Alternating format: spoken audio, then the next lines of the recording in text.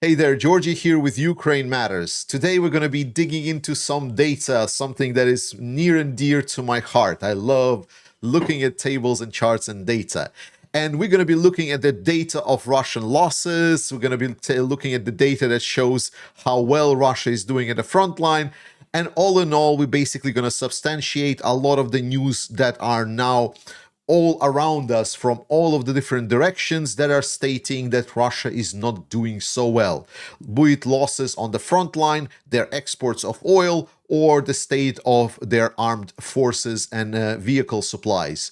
This news and more we're going to cover in today's Daily Ukraine News Show. Let's begin. Ukrainian project I Want to Live that deals with Russians deserting the ranks of the Russian military by calling a hotline has acquired certain documents that are depicting Russian losses.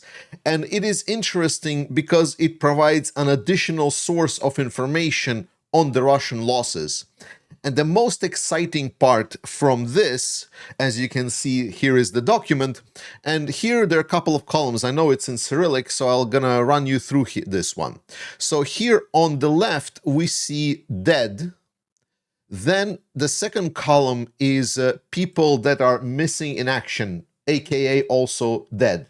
So in total for this category, you have about 120,000 with something, I think it's like 700 in total Russians that are reported in this paper over this year. And then there is captured, which is the next column, which is only about 2,300. And then there are casualties due to injuries, 158,529. So totaling it up for this year in this paper, it says that total dead and wounded and plus missing in action, there are 281,550 Russians.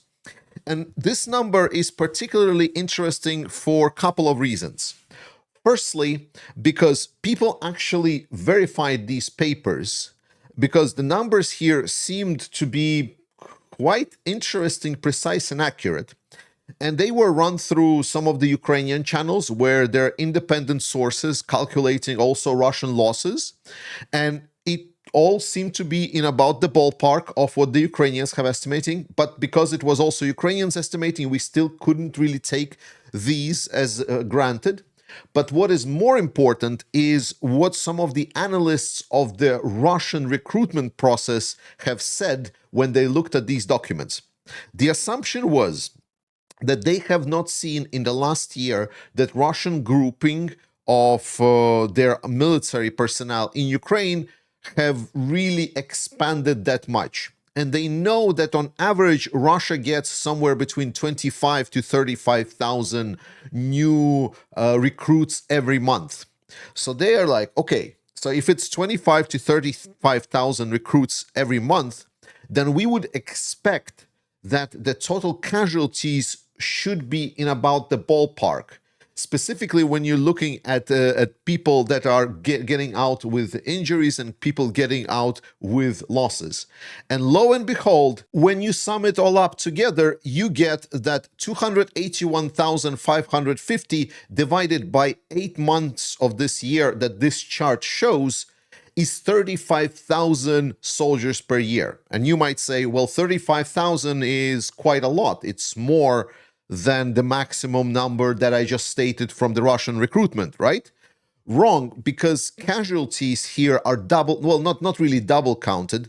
They're also counting the light casualty. So someone, for example, got scraped on the shoulder, it still is counted as a casualty technically because he would need some medical attention. So in this case, this chart very accurately shows about the estimates that we can get from some other intelligence officers. And we also see that it would also generally be in line with, for example, what British intelligence have been prescribed. So while we cannot trust the numbers 100% on this paper, they are very clearly in the ballpark of what has been estimated by the other types of sources. And if we assume that this is mostly true, then these numbers are absolutely horrifying for Russians or any other military commander. So the first and the most obvious thing is that if it's 120,700 dead or missing in action, if we divide it by 8, then this gets us to 15,000 Russians dead or missing in action every single month. It's an insane amount, and we're talking dead only here, not even wounded. 15,000 Russians improved every single month. Wow, that is an incredible number. But that's not even half of it, because the second half, which, to be honest, really underscores just how poorly Russia is fighting and why this war is unsustainable for Russia. A lot of times when you hear analysts and you look at what analysts are discussing about Russian losses, they are claiming that on general assumptions in warfare that we have seen so far, the loss ratio is usually 1 to 3. So for every one dead person, there would be 3 wounded people. However, Ukrainians time and time again have underscored that Russians are fighting in meat waves, that they are not really rescuing their wounded, and that the Russian medicine is in a complete disaster state, that they are not getting their wounded back. So if you're mildly or severely wounded, you are as good as dead, and you most likely will be dead. If we look at these numbers and we see, oh my God, if it's 120,000 that has been now dead or missing in action, and there is a 158,000 that has been wounded, including the light wounded, which would probably be double counted, it is almost 1-to-1 ratio. That is insane. That is so stupendously bad.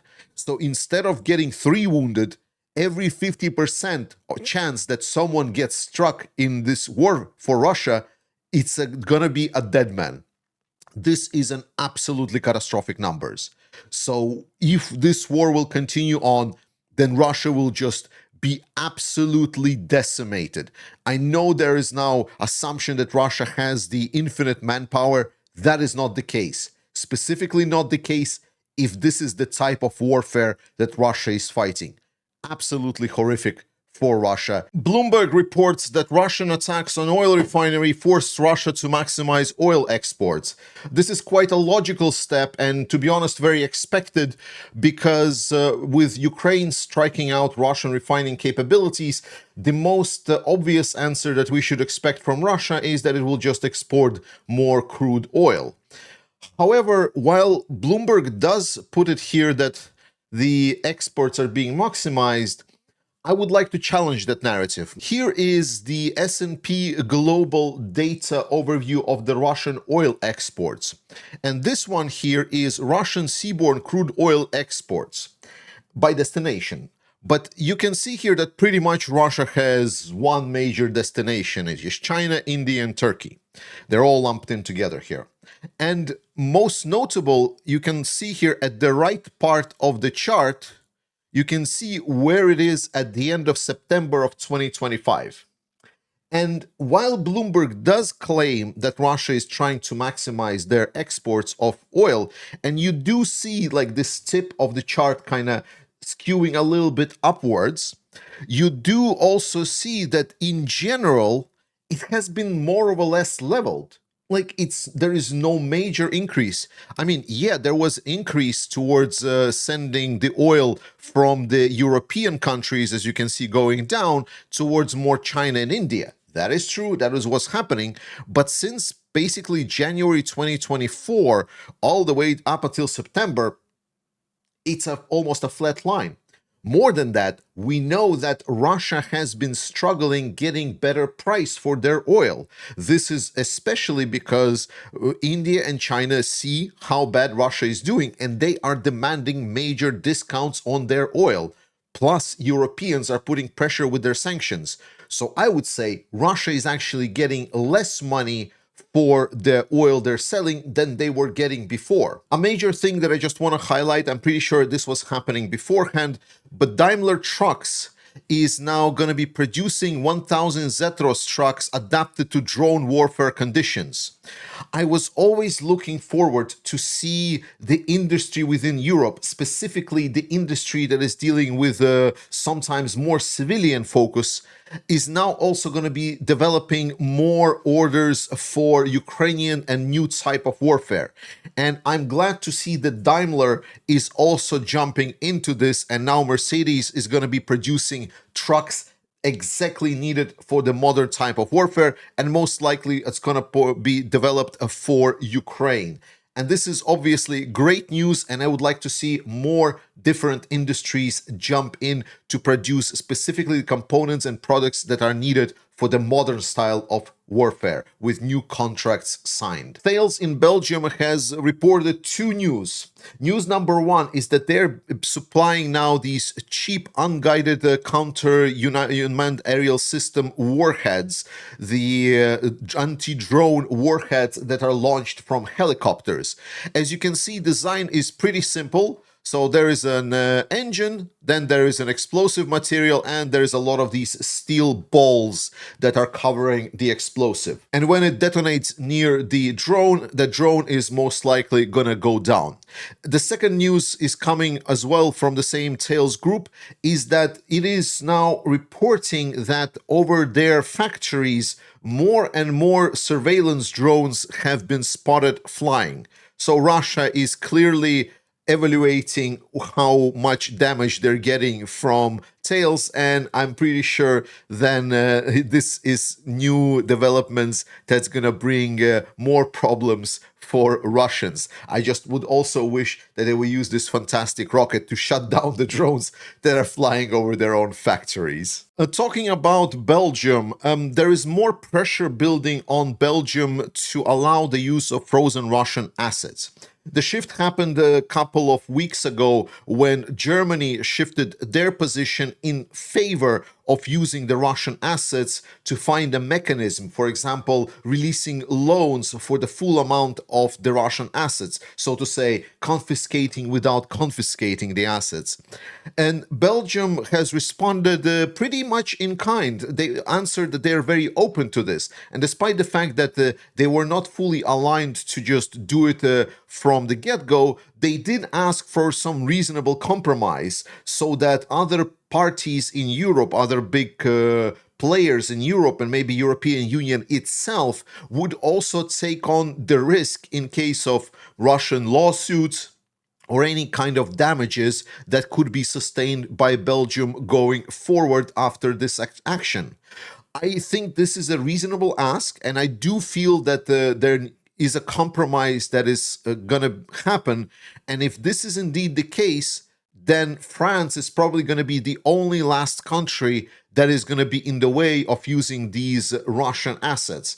Now, the question is what's going to happen with France? Very open, because right now France is in a very big political turmoil, and we don't know when and how it's going to end up. So good news, and my hopes are that there is going to be a proper solution that's going to satisfy the demands that Belgium has placed, and Ukraine will see the Russian assets released to help it with the war efforts. Fortunately, we need to remember that Russia is also adapting in this war, and they are developing new capabilities. And now we know for a while now that Russia has used Shahed drones that they modified to be essentially a massive first-person view drones, so they are controlled by a pilot. It has a relatively limited range for now, but this is a developing technology, and now they were already able to struck a moving targets, specifically a train in Chernihiv region. This has been done with whole 12 drones, and it is important development for us to know that Russia now has these big drones that is using to strike also moving targets. Now, most likely they will not be able to target anything small such as vehicle, personal vehicle, but trains definitely could be a prime target for these new types of drones. Following the discussion about the Russian losses, OSINT analyst Jumpy on Twitter actually calculated his latest overview of the state of the Russian military and specifically military equipment. So he does it by counting what type of units there are on the satellite images that he can acquire and what is the state of the Russian forces stockpiles, especially of tanks and other armored vehicles. And it's bad. It's really, really bad for Russia. So as I said, 2025 will be the one pre-last year before Russia really runs out of these stockpiles. But we already see that Russia is struggling using armored vehicles at the front lines. Here we can see data by tanks specifically. We see that in decent condition, there is almost no tanks left. Decent condition means that they are relatively fast to modernize and send to the front line. Poor condition is second. This is the one where they would need significant repairs, but essentially you would not need to disassemble many other vehicles to create one zombified one. You can still kind of estimate that this is about accurate how many of these tanks can be created from the amount that is on the pictures. And then worse is basically that's where the cannibalization starts going full force. This is something that Jumpy states that it's in a completely ruined state, that it's very hard for them to be rebuilt. And you can see that the numbers are pretty pitiful. He states that at these facilities pre-war was 7,342 tanks, and now it is 2,543 tanks, with about half of them being the worst condition ones. And this is really bad for Russia. This means that there is about 20% of the pre-war stockpiles that are left. That's it. That's it. So right now Russia is going to struggle using the tanks. And even if it's not the tanks, we see the similar situation. You see the same percentages also for other positions like artillery, infantry fighting vehicles, MLRS, and everything else. And talking about the Russian losses and armored vehicles, Russians actually decided to get really, really cocky. They sent over 20 pieces of armor, including tanks and armored vehicles, towards the settlement of Kostyantynivka. This is very close to Bakhmut and right next to the Russian breakthrough that is now turned absolute kill zone of Dobropilya. Here you see that's where the breakthrough was, and here you can see second circle is where Bakhmut is. And Kostyantynivka is right in the middle of this. So Russians launched this attack with a lot of these armored vehicles and essentially underlining that the modern type of warfare is extremely hostile to any kind of mechanized attacks still, despite the changing of Russian tactics.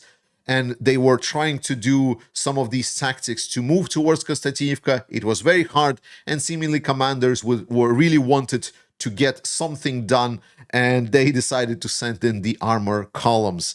It ended up very badly for Russians. You can watch the video on our Discord server in respective channels. It's a doozy. Putin met with Gerasimov and talked about the achievements that were done this year, and it was hilarious. Well, firstly, they repeated their delusions that we've talked about before with the showing of their map, and they were talking that they captured 4,900 square kilometers. They were able to capture 212 population centers in Ukraine.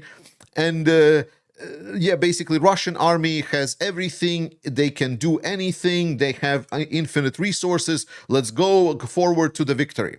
But that is like the basic level. This is why I don't recommend anyone listening to Putin or Gerasimov or anyone else, because you cannot take this at face value. They're always lying.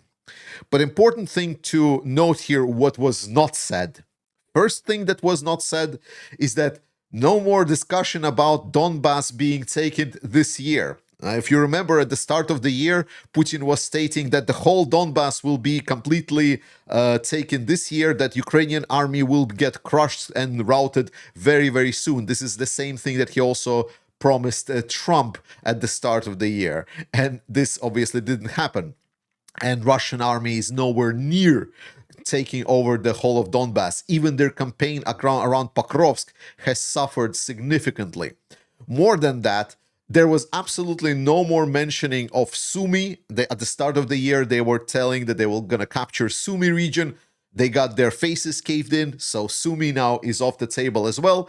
And they're acknowledging that they're able to capture 4,900 square kilometers of Ukrainian territory. The problem with that statement is that 4,900, okay, 5,000 square kilometers sounds nice. The problem is that 5,000 square kilometers is 0.8% of Ukrainian territory. I mean, that's not a massive achievement for a whole year's effort.